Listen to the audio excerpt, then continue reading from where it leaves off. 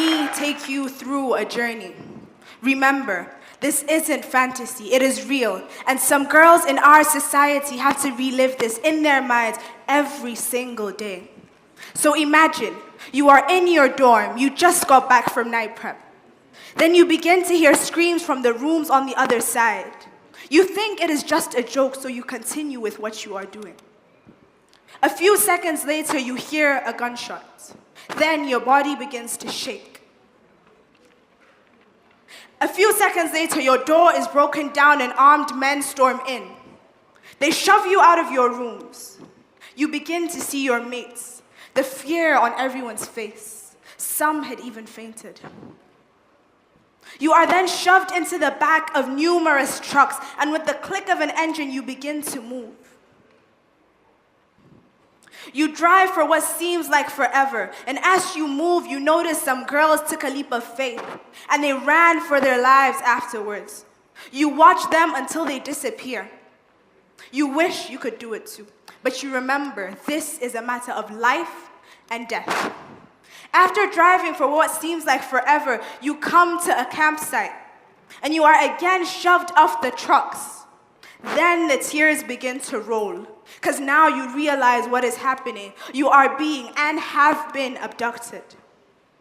You stay with your captors for what seems like eternity, but you hope that one day you will be saved, that one day you will see your mother's smiling face again. But here we are, 2 years later, and you are still with your captors. Bring back our girls, they say, but you wonder when and if you will ever come back.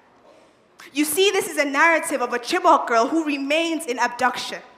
As we all know, in early 2014, over 200 schoolgirls were kidnapped from their dorms in a secondary school in northeastern Nigeria, Chibok to be precise. A few of the girls were able to jump off trucks, and another group was rescued, but the rest remain in captivity. And we still say, bring back our girls now and alive. This abduction has taken us multiple steps backwards in our quest to promote girl-child education. As you all know, insecurity was the major issue in this abduction, and there are other issues which hinder girl-child education where we come from. They range from culture, religious misconceptions, finances, and much more. But again, I will be focusing on insecurity because it was a key player in this abduction. Insecurity makes education of the girl child very difficult. It ranges from harassment, rape, abuse, and a lot more. Our girls must feel safe at all times and not be liable to any form of attack or abuse. Our girls must feel secure at all times and never, ever have to think about being the next victim. Now let's talk about culture. We come from a part where our women are more hidden and aren't known to be outgoing. Thus, women are generally kept at home to help with house chores or help with the kids or, be groomed for marriage and other things like that exclusively.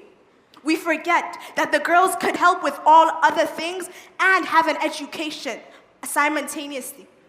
Therefore, you are not risking her education, and neither are you stopping her from fulfilling her other moral or cultural obligations. The next issue is financial strengths and quality of education. You see, I put these two together because they go hand in hand.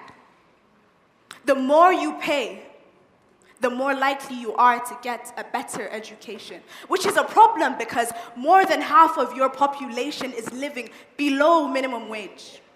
So they don't have much, therefore they get very little in return. The last issue I will be talking about is access to equal opportunities. You see, we come from a place where who you know determines the opportunities accessible to you. Again, this is a problem when you don't know anybody. Therefore, the opportunities are very little or a very, slim chance of luck. We must get past a place where who you know determines the opportunities accessible to you and allow every single thing to be merit-based.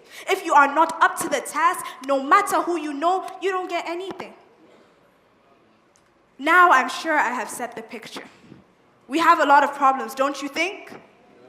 Don't you think? Instead of focusing on the numerous problems, I would like us to look at possible solutions which will lead us to actualizing the Africa of our dreams. The Africa of my dreams. You see, when asked this question, you think I say free Wi-Fi and free cars and other seemingly wild things. But we are a people of contentment. All we need are the basics to be happy and satisfied. The Africa of my dreams. An Africa in which religion and culture are not a barrier to self or environmental development. An Africa in which the potential of every single girl, no matter her background, no matter her ethnicity, no matter her race, no matter her age, not looking at any other thing except the fact that she is a girl and she has dreams and she's allowed to fulfill her dreams. An Africa in which girls aren't told that they're being too loud, or they should keep quiet, or they're aiming too high. An Africa in which girls are allowed to dream, and not only dream, but are allowed to actualize their dreams in a safe environment. An Africa in which the possibility of abductions are limited. An Africa in which the educational system is girl-child friendly, where our girls feel safe at all times and aren't liable to any attack or don't even have the fear of being a victim. This is the Africa I want. This is the Africa of my dreams. But let this not only be a dream. Let us work hand in hand to achieve this Africa. Thank you.